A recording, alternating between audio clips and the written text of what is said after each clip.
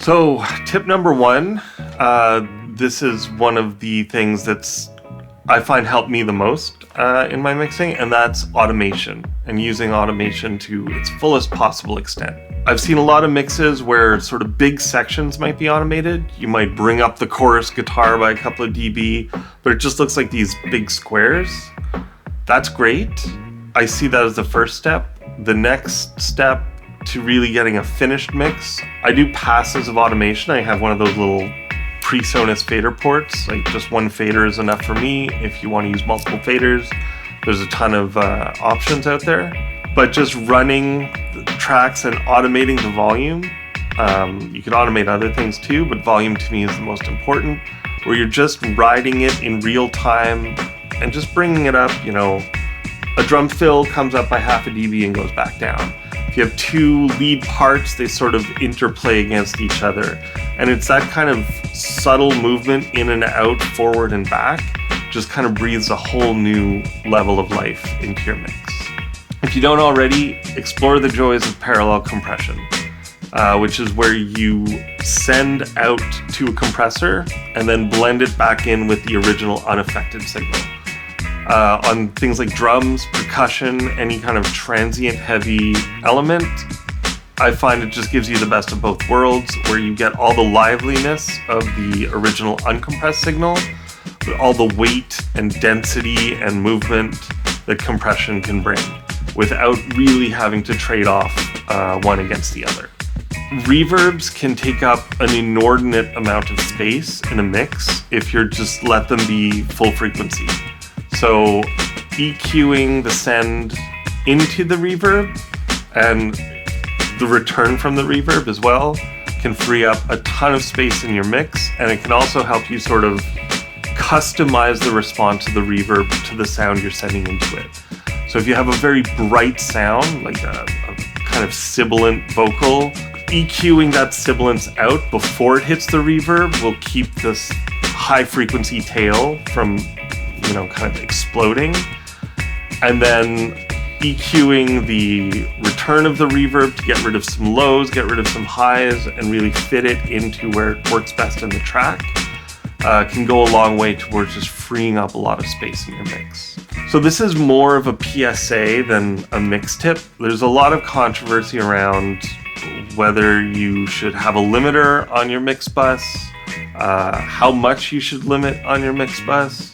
Should you try and make your mix as loud as a mastered track? As long as you're doing any kind of mix bus processing for the sake of tone, for the sake of an aesthetic goal, it's fair game. You should be able to do whatever you want.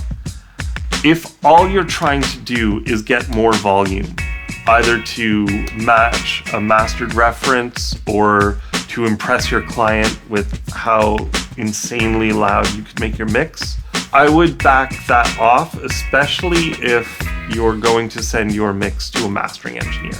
It's not because mastering engineers don't like loud music or that we're all old and kind of telling you kids to turn it down. In my experience, when a mix is heavily limited, I am incredibly limited, no pun intended, in terms of what other processing I can do to it. As soon as I start to EQ or compress, I find these processes have much greater collateral damage than if I'm applying the same amount of processing to a non-limited mix. I haven't done an exhaustive scientific study proving this, but experientially, it just keeps coming up again and again when I try and do even the smallest little EQ moves on a heavily brick-walled mix. The stereo image falls apart. I lose any kind of crispness or transient detail that was there much faster than when I try and do it on non-limited mixes. So if you want your mastering engineer to hit a desired loudness, by all means, limit your mix, but send them that as a reference and send an unlimited mix for the actual processing. If you like to have a compressor on your mix bus, and I do, a lot of people do, it's a fantastic way of giving a sense of glue and cohesion to the mix in a way that just manipulating the individual tracks doesn't necessarily do.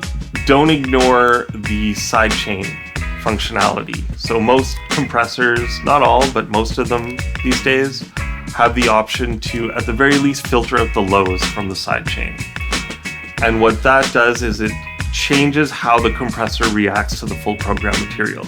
The more bass you let through, the more the compressor is going to react, and the more it's going to kind of be driven by low frequency elements like the kick drum or the bass, and kind of almost pump unnaturally. So being able to filter that out and kind of customize how the compressor reacts to the material can get you a much more solid sounding compression. It lets you go a little bit further with the compressor and kind of have it contribute more to the tone without the adverse artifacts of reacting to every single kick hit in some sort of extreme fashion. When do you dither?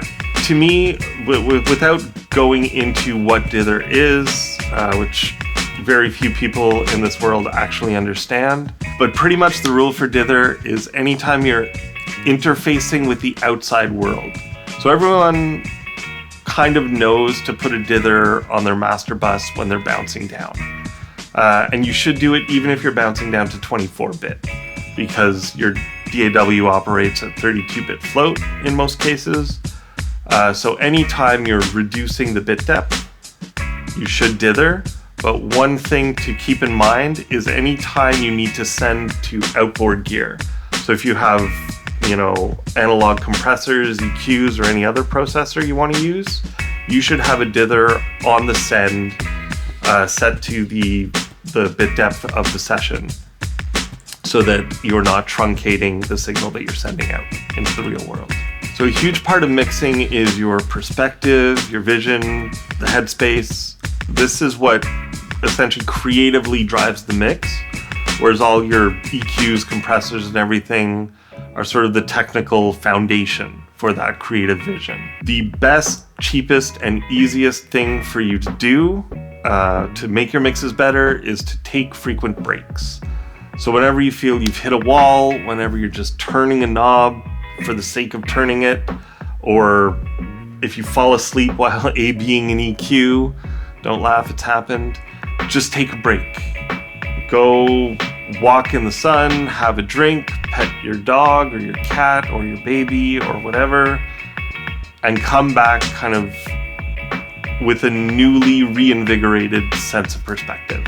So reverb isn't the only thing that can add depth to a mix. If you think about how we hear sound, the farther away something is, the less high frequency content it has.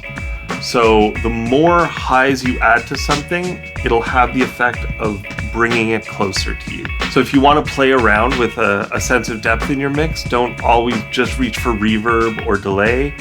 Try playing around with EQ and rolling off high frequencies as a way of creating foreground and background perspectives. One cool trick you can use to help anchor your vocals to a mix is use a quarter note delay, so a delay timed at a quarter note of whatever tempo your song is at, mixed very low, and then roll off the high frequencies of the return of the delay, like even right down to 1 kilohertz. It'll just have the effect of kind of connecting the vocals back into the mix and create this thread. So if you have a mono track and you want to give it a sort of sense of stereo width, one fairly transparent way of doing that is to simply send it out to a delay set to 100% wet and about somewhere between 20 and 40 milliseconds, which is known as the haas zone, H-A-A-S, and that'll give the effect of, it won't really change the sound, you won't hear it as a discrete echo, you'll just sort of hear this kind of wider version of what you've already got. So this is more clerical tip than a sort of creative mix tip, but make sure that you edit your sessions cleanly. If you're doing a lot of cutting, comping vocals, editing drums, make sure your fades are correct. So any segments that overlap, give them a crossfade. Any segments that just begin and end, fade them in and out. This will keep any sort of obtrusive clicks, pops, little artifacts from finding their way into your mix. If you're exporting your mix and you're essentially selecting the project, make sure that you leave enough room at the end of it for any reverb tails that you have to fade out. Because I do get quite often mixes for mastering where the reverb just cuts off. And then we have to go and find a matching reverb and create a fake tail, and it's a lot of work when it shouldn't be. Just keep in mind that any time-based effects, things like delays and reverbs, that you give them enough time to fully decay when you're selecting your region and exporting your mix. So when it comes to mixing and especially processing, every process has some kind of negative impact on the signal.